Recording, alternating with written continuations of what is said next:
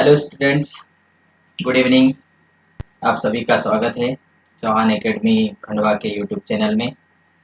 आप सभी मेरे वीडियो देख रहे होंगे।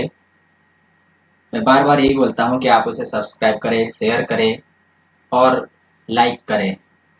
आप यदि सब्सक्राइब करेंगे, शेयर करेंगे तो आपको मेरे कंटिन्यू वीडियो मिलते रहेंगे। बिजनेस स्टडी में अभी हमने स्टार्ट किया है, तो आगे जितना भी हमारा सिलेबस है वो सारा सिलेबस हम कंप्लीट करने वाले हैं। एवरी डे आप लोगों को अकाउंटेंसी और बिजनेस स्टडी के 11, 12 दोनों के रोज नए नए वीडियो मिलते रहेंगे और आपका जो सिलेबस है वो घर बैठे कंप्लीट हो जाएगा। और मैं जो बुक्स में से पढ़ा रहा हूँ वो शिवलाल की बुक्स में से पढ़ा रहा हूँ, जो कि आप लोगों के पास अवेलेबल रहती है। आप आसानी से उसको घर बैठे बैठे आपका कोर्स कंप्लीट कर सकते हैं। इस कोरोना के काल में बहुत ही आसान तरीके से मैं सुबह मॉर्निंग में 11th वालों के लिए लाइव लेता हूँ और शाम में भी नेट की थोड़ी प्रॉब्लम रहती है, इसलिए 12th वालों के लिए लाइव नहीं हो पाता हूँ। लेकिन हम 11th के लिए कंटिन्यू रोज मॉर्निंग में 7 o'clock को हम मॉर्निंग में लाइव यूट्यूब पर होता हूँ चौहान एकेडमी खंडवा में। तो अभी हम देखते हैं व्यवसाय की प्रकृति एवं उद्देश्य। बिजनेस स्टडी में फर्स्ट वाला जो चैप्टर जो हमने पढ़ा था वो था व्यवसाय और वाणिज्य का इतिहास। भारत में व्यवसाय और वाणिज्य का क्या इतिहास था, व्यापार और वाणिज्य का क्या इतिहास था, वो हमने फर्स्ट चैप्टर पढ़ा था, जो कि इसी वर्ष से उसमें जुड़ा था। आज हम पढ़ने वाले हैं व्यवसाय की प्रकृति एवं उद्देश्य। मेन जो हमारी ये यूनिट है वो हमारे यहाँ से हमारा सब्जेक्ट स्टार्ट होता है। वो तो हमें हमारे पुराने ज्ञान से वो जोड़ रहा था, लेकिन आज हम व्यवसाय की प्रकृति एवं उद्देश्य, बिजनेस स्टडी, जिस व्यवसाय का हम अध्ययन करने वाले हैं उसके बारे में अब हम स्टार्ट करते हैं आज से। देखिए, इसमें दिया गया है व्यवसाय। इसमें हम पढ़ने वाले हैं कि व्यवसाय की प्रकृति क्या है और व्यवसाय के उद्देश्य क्या है, उसका नेचर क्या है और उसके ऑब्जेक्टिव्स क्या है। देखिए, आज यदि हम इस गौर करें तो आज हम एक सामाजिक प्राणी है, व्यक्ति। हम समाज में रहने वाले लोग हैं और हमारे चारों तरफ हम देखते हैं कि सुबह से व्यक्ति खड़ा होता है और कुछ न कुछ काम करता है। अब प्रत्येक व्यक्ति सुबह उठने के बाद में वो कुछ न कुछ क्रियाएं करता है। अब उसके द्वारा जो की जाने वाली जो क्रियाएं हैं उन क्रियाओं को हम बोलते हैं मानवीय क्रियाएं। और ये जो मानवीय क्रियाएं हैं ये दो प्रकार की होती है। एक वो अपनी रोटी कमाने के लिए करता है, अपनी जीविका चलाने के लिए करता है, अपने बच्चों का, अपने परिवार का पालन पोषण करने के लिए वो एक काम करता है, कुछ क्रियाएं करता है। और दूसरी जो क्रियाएं होती है वह होती है समाज के कल्याण के लिए करता है, अपने खुद के व्यक्तित्व के विकास के लिए करता है, या फिर संस्कृति के लिए करता है, देश के लिए करता है। तो इस प्रकार से मनुष्य के द्वारा जो की जाने वाली क्रियाएं हैं उसको हम दो भागों में बांटते हैं। एक है पैसा कमाने के लिए, जीविकोपार्जन के लिए, अपना परिवार चलाने के लिए जो क्रियाएं कर रहा है उन क्रियाओं को कहा जाता है आर्थिक क्रियाएं। और ऐसी क्रियाएं जो समाज के कल्याण के लिए, देश के हित के लिए, अपने संस्कृति के कार्य के लिए यदि करता है तो वो होती है गैर आर्थिक क्रियाएं। तो इस प्रकार से मनुष्य के द्वारा की जाने वाली क्रियाओं को दो भागों में बांटा गया है, आर्थिक क्रिया और गैर आर्थिक क्रियाएं। तो हम पुस्तक के अनुसार समझ लेते हैं कि आर्थिक क्रियाएं किसे कहते हैं। इकोनॉमिक एक्टिविटीज, मनुष्य की वह सब वैधानिक क्रियाएं जो उसकी जीविका का साधन बनती है। देखिए, यहाँ पर हम अभी मैंने थोड़ी देर पहले बोला कि मनुष्य के द्वारा अपने जीविकोपार्जन के लिए या पैसा कमाने के लिए जो क्रियाएं की जाती है वो आर्थिक क्रियाएं होती है। लेकिन इसमें एक पॉइंट ये जुड़ गया, वैधानिक क्रियाएं।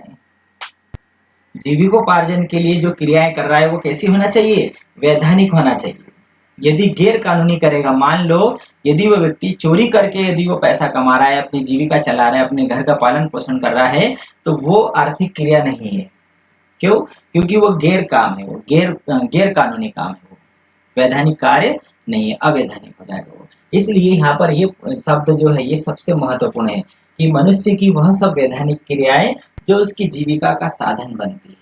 अब व्यक्ति अपनी जीविका का चलाने के लिए मजदूरी करता है, कहीं पर यदि उसके अंदर योग्यता है तो बहुत सारे कार्य हैं जो व्यक्तियों के द्वारा की जाती है और जीवन को सुखमय बनाने हेतु धन कमाने के उद्देश्य से की जाती है। धन कमाने के उद्देश्य से जो आर्थिक क्रियाएं की जाती है, और कौन सी आर्थिक क्रियाएं जो वैधानिक होगी, उन क्रियाओं को हम कहते हैं आर्थिक क्रियाएं। जैसे फॉर एग्जाम्पल किसान के द्वारा खेती करना, कारीगर द्वारा ऊंची इमारतों का निर्माण करना, मजदूर द्वारा कारखाने में मशीन चलाना, दुकानदार द्वारा ग्राहकों की मांगों की आपूर्ति करना, डॉक्टर द्वारा मरीज का उपचार करना, शिक्षक द्वारा कक्षाओं में अध्यापन कार्य कराना, ये सब कहलाती है आर्थिक क्रियाएं। अब हम आगे देखते हैं, पिगू ने उसकी कुछ परिभाषा दी है आर्थिक क्रिया की। आर्थिक क्रियाएं वह सामाजिक क्रियाएं हैं जो व्यक्ति के कल्याण के लिए संपन्न की जाती है तथा जिन्हें मुद्रा में मापा जा सकता है। व्यक्ति का कल्याण किससे होगा? यदि वो पैसा कमाएगा तभी तो उसका विकास होगा। और जिन्हें मुद्रा में मापा जा सकता है, उन क्रियाएं वो आर्थिक क्रियाएं जिन्हें मुद्रा में मापा जा सकता है। यदि मुद्रा में नहीं मापा जा सकता तो वो गैर आर्थिक में आ जाएगी, और जिन्हें मुद्रा में मापा जा सकता है वो आर्थिक क्रियाएं होगी। अब आर्थिक क्रियाओं की विशेषताएं कौन सी हो गई? पहली विशेषता आर्थिक क्रिया की धन उपार्जन के उद्देश्य से की जाती है। दूसरा, मुद्रा में मापा जा सकता है। तीसरा, वस्तुओं व सेवाओं के हस्तांतरण और विनिमय की केवल वैधानिक क्रियाओं को ही शामिल किया गया है। चौथा, जो मुद्रा आय प्राप्ति हेतु सामान्य व्यक्ति द्वारा की जाती है, सामान्य व्यक्ति द्वारा की जाती है। पागल, शराबी, जुआरी व्यक्तियों की क्रियाओं को इसमें शामिल नहीं किया गया है। ये सभी गैर कानूनी काम है, गैर वैधानिक काम है।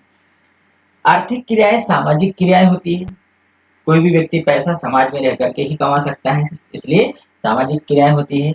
और आर्थिक क्रियाएं छोटे व बड़े दोनों पैमाने पर की जाती है। एक छोटे से मजदूर से लगाकर एक बहुत बड़े जो कंपनी का मालिक है, वो व्यक्ति भी आर्थिक क्रियाएं किस लिए कर रहा है? धनोपार्जन के लिए कर रहा है। ये हो गई हमारी आर्थिक क्रियाएं।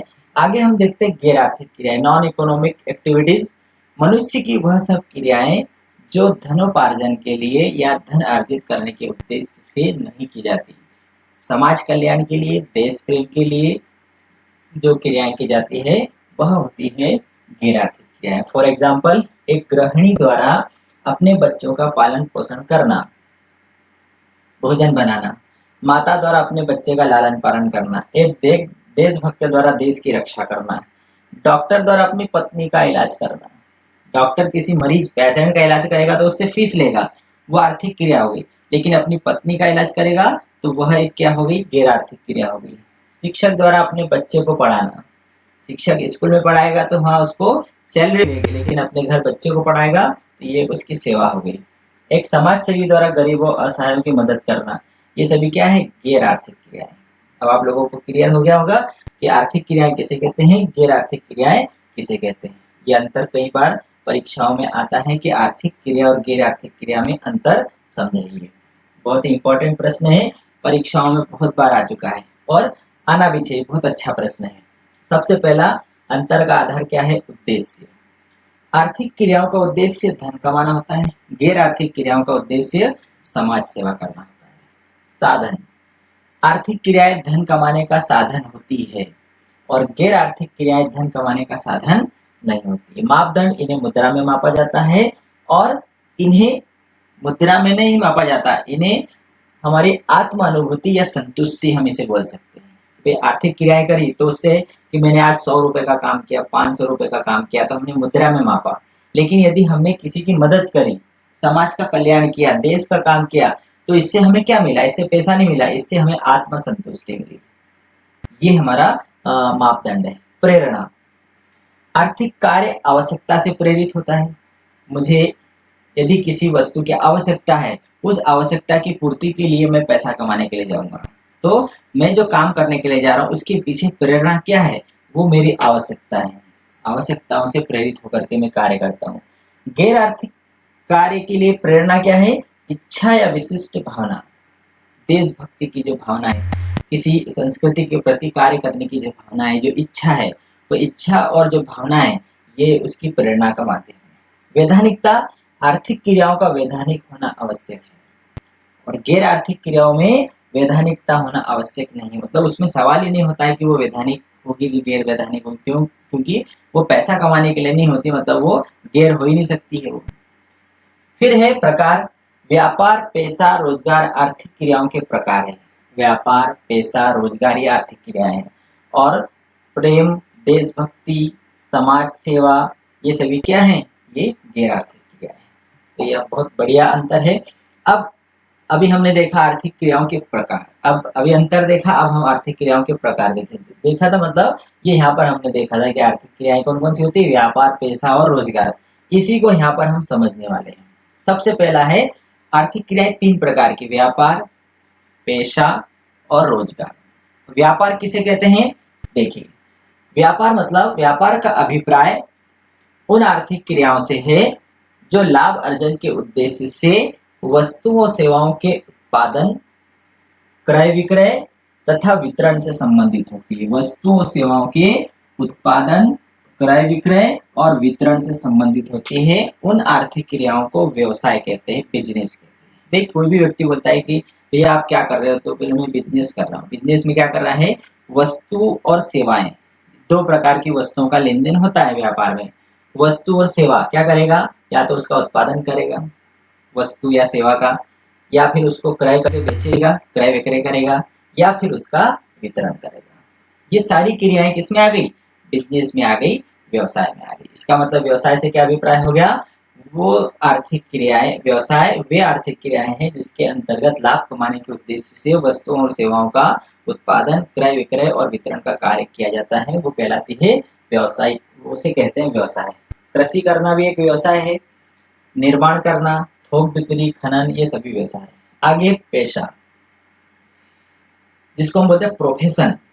डॉक्टर, वकील, इंजीनियर, ये क्या है? पेशेवर लोग हैं। अब यहाँ पर आप लोग समझ गए होंगे कि भाई डॉक्टर एक पेशेवर व्यक्ति है, वकील एक पेशेवर व्यक्ति है, इंजीनियर एक पेशेवर व्यक्ति है। जो आज की परिस्थिति में जो कंपनी सचिव है वो भी क्या है? प्रबंधक जो है, मैनेजर है, वो क्या है? वो भी एक पेशेवर व्यक्ति है, क्योंकि प्रबंधक को भी पेशा कहा जाता है। तो इनमें इनकी क्या पहचान है? भाई डॉक्टर की क्या पहचान है? उसमें एक विशिष्ट योग्यता होती है। दूसरे, डॉक्टर में क्या पहचान है? उसने ट्रेनिंग ली हुई है। तीसरी क्या पहचान है उसकी? उसके कुछ नैतिक मापदंड है, उसके कुछ नियम होते हैं उनके। तो ये तीनों बातें जिसमें आती है वो कहलाता है पेशा, मतलब प्रोफेशन। देखिए, पेशे में वे क्रियाएं सम्मिलित होती है जिनमें विशेष ज्ञान और चातुर्य की आवश्यकता होती है। विशिष्ट ज्ञान होता है, सामान्य व्यक्ति से कुछ हट के उसके अंदर नॉलेज होता है। जैसे डॉक्टर है, हम दवाई पर्ची पढ़ के हम कोई सी बुखार या सर्दी खांसी की दवाई ला सकते, लेकिन किसी व्यक्ति का इलाज नहीं कर सकते, क्योंकि उसके पास विशिष्ट ज्ञान भी है, उसने पूरे शरीर का अध्ययन किया है, साथ में उसकी ट्रेनिंग भी ली हुई है।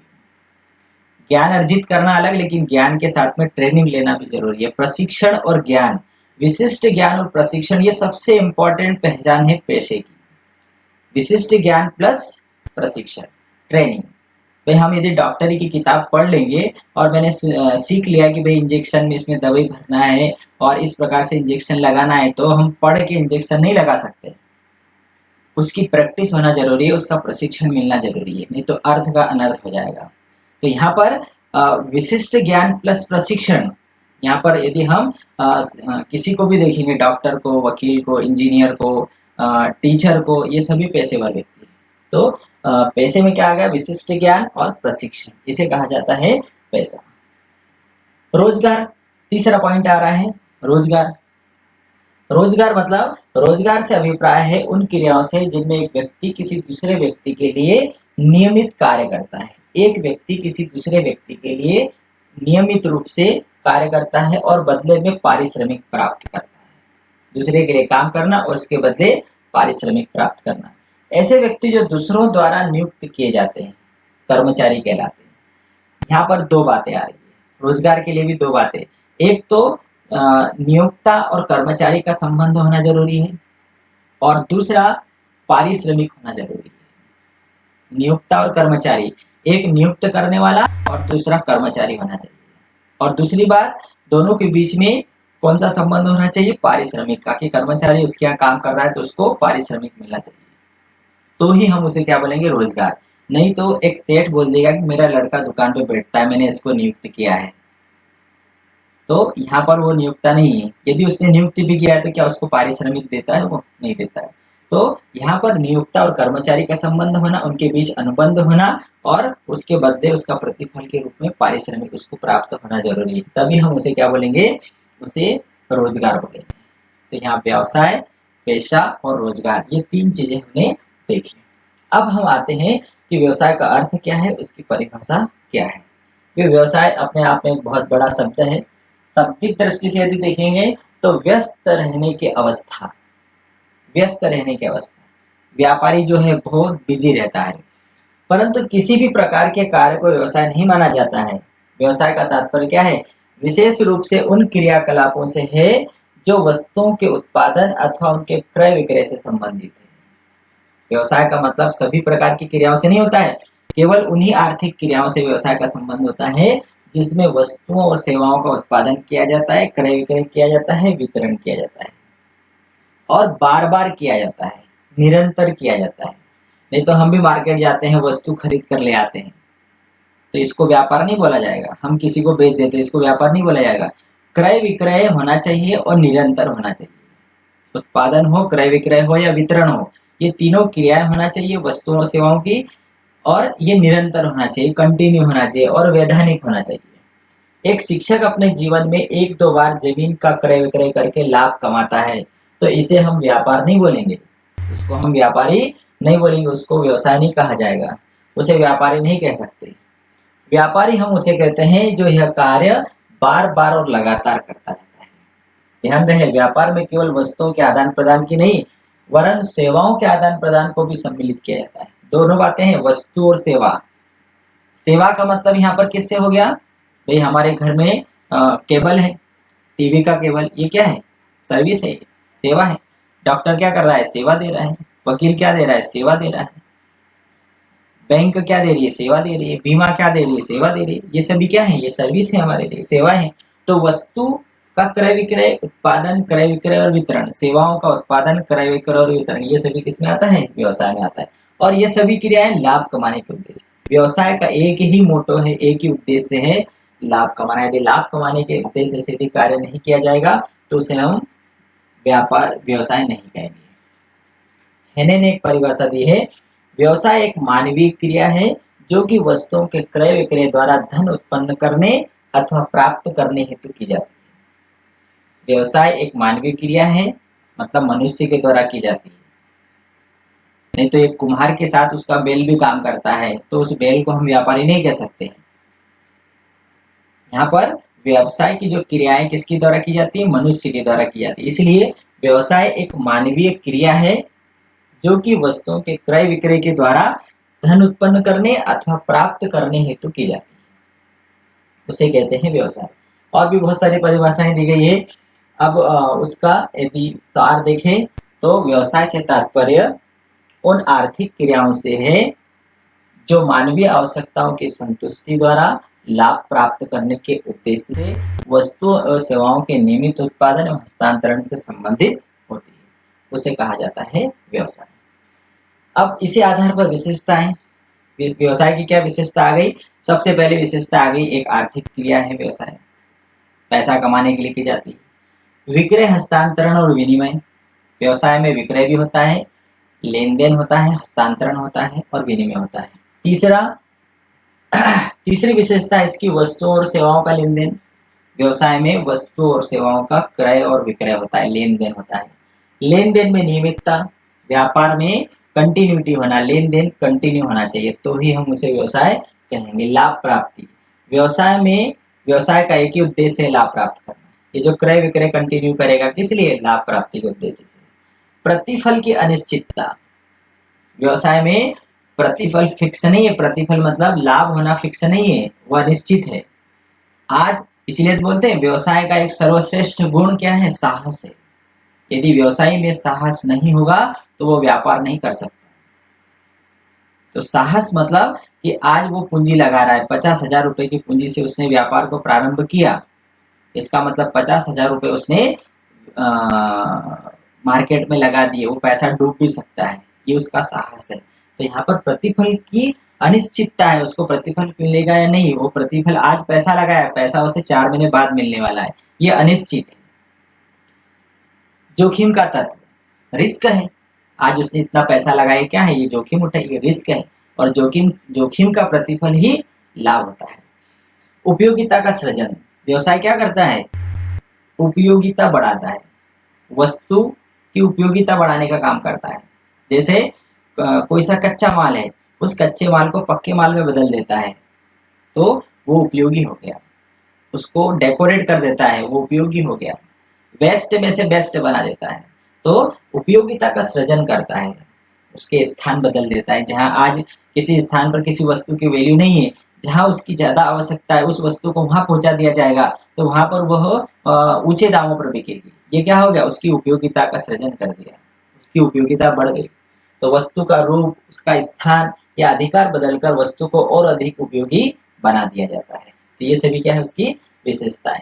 आगे हम देखते हैं व्यवसाय की प्रकृति क्या होती है। ये सभी हमने देखा, व्यवसाय का आशय क्या है, उसकी विशेषता क्या है, ठीक है। अब उसका नेचर देखते हैं।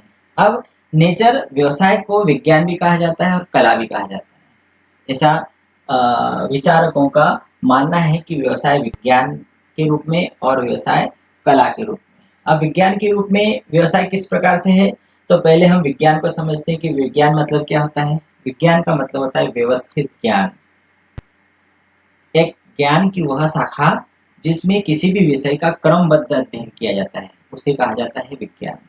विज्ञान होने के लिए विज्ञान में कौन कौन सी बातें आती हैं, विज्ञान में कौन कौन सी बातें आती है, देखिए सबसे पहला विज्ञान में बात आती है तथ्यों का क्रमबद्ध अध्ययन किया जाता है, व्यवस्थित और क्रमबद्ध अध्ययन होता है, पहली बात।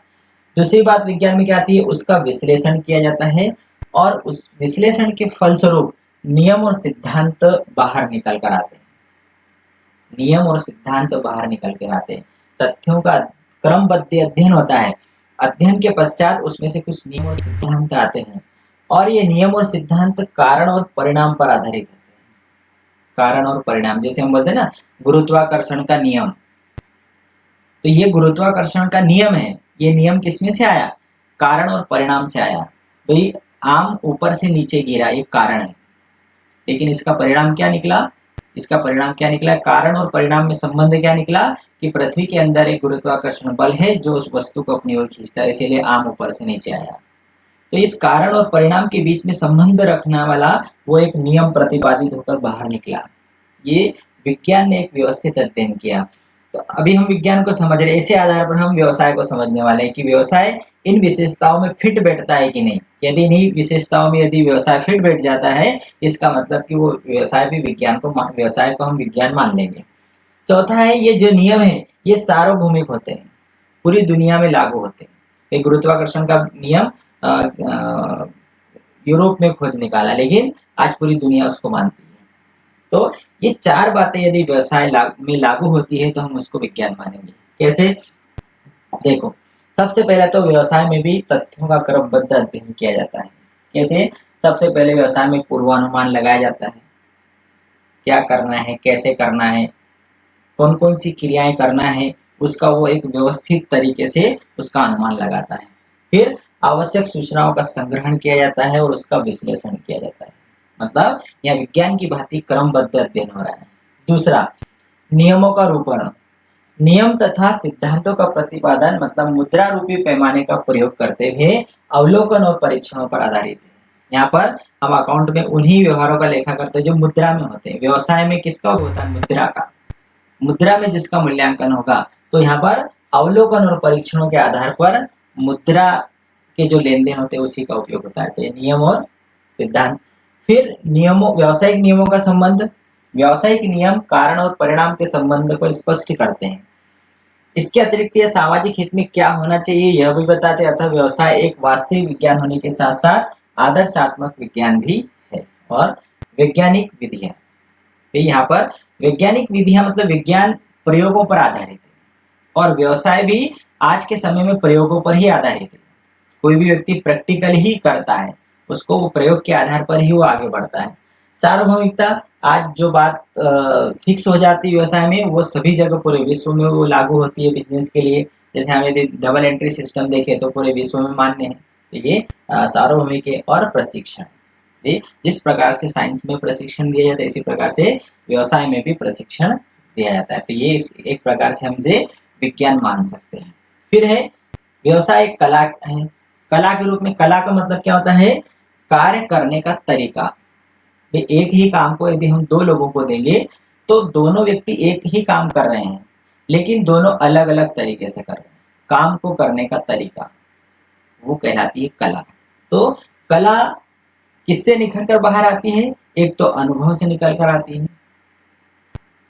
व्यक्ति को कार्य करने का जिसको अनुभव होगा उसके काम में सफाई होगी, क्लियरिटी होगी। तो यहाँ पर कला मतलब योग्यता, काम करने की योग्यता, काम करने की कला, काम करने का उसे अनुभव, वो कहलाता है कला। तो यहाँ पर व्यवसाय एक कला है, ये तो हम मानते हैं। क्यों? क्योंकि उसके व्यवहारिक रूप का अध्ययन किया जाता है। कोई बहुत पढ़ा लिखा व्यक्ति है, लेकिन यदि वो कभी उसने व्यापार नहीं किया, उसने किताबों का अध्ययन किया है, तो वो व्यापार नहीं कर सकता, क्योंकि किताबी ज्ञान से व्यापार नहीं होता है। और एक व्यक्ति अनपढ़ है लेकिन एक बहुत बड़ा व्यापारी है। क्यों? क्योंकि वो बचपन से व्यापार करते करते वो एक बहुत अनुभवी व्यापारी बन गया है। वो पढ़ा लिखा नहीं लेकिन वो व्यवहारिक है, मतलब उसको व्यापार करने का नॉलेज है, अनुभव है, उसको व्यवहार उसने किया है व्यापार का। तो ये व्यवहारिक हो गया, मतलब एक कला हो गई। विषय वस्तु, व्यवसाय की विषय वस्तु मानव का व्यवहार है। व्यवसाय की विषय वस्तु मतलब क्या? हम थ्योरी पढ़ते हैं और कई लोग बिना पढ़े ही व्यापार करते हैं, तो वो व्यवहार से सीखते हैं। और निश्चित विधियों का अभाव, यहाँ पर कोई निश्चित व्यावसायिक समस्याओं का समाधान व्यवसायी की व्यक्तिगत कुशलता, चातुर्य, परिश्रम पर निर्भर करता है। भाई कोई भी विधि है वो कहाँ से निकलती है? इंसानी तो निकलता है। किसी व्यक्ति ने बेस्ट तरीके से किसी काम को किया, वो विधि बन जाती है और उसी विधि को सब मानने लग जाते हैं, और उसी विधि को हम किताबों में फिर पढ़ने लग जाते हैं। तो हम पढ़कर फिर उसको काम में लाते हैं। और इधर जो कभी स्कूल नहीं गया, उसने उस बेस्ट तरीके से काम को किया, तो वो क्या हो गया? तो यहाँ पर उस व्यक्ति की कुशलता, उस व्यक्ति का चातुर्य और परिश्रम, ये काम आया। तो ये किससे आया? उसके अंदर के गुणों से आया। तो निश्चित विधियों का अभाव और हस्तांतरण। व्यवसायिक प्रबंध एक व्यवहार है, न कि विज्ञान। व्यवसायिक प्रबंध क्या है? एक व्यवहार है। व्यवहार से ही प्रबंध का निर्माण होता है। व्यवसाय की सफलता व्यवसाय की कुशलता पर निर्भर करती है। परिणाम स्वरूप व्यवसायिक कला का हस्तांतरण नहीं किया जा सकता। भाई उसके अंदर जो कला है, उसके अंदर जो कुशलता है, उसको ट्रांसफर नहीं किया जा सकता। उसने अर्जित की हुई कला है वो। तो ये सभी बातें क्या बताती है कि व्यापार है, विज्ञान भी है और एक कला भी है। तो यहाँ तक आज का जो चैप्टर है वो हम यहाँ पर उसको एंड करते हैं। कल हम सबसे व्यवसाय के जो अंग है, वाणिज्य, उद्योग, प्रत्यक्ष सेवाएं, ये तीनों अपने आप में एक विस्तृत है। वाणिज्य क्या है, फिर उद्योग क्या है, प्रत्यक्ष सेवाएं कौन कौन सी है, इन सब के बारे में हम विस्तृत से कल पढ़ेंगे। ठीक है, ओके, थैंक यू।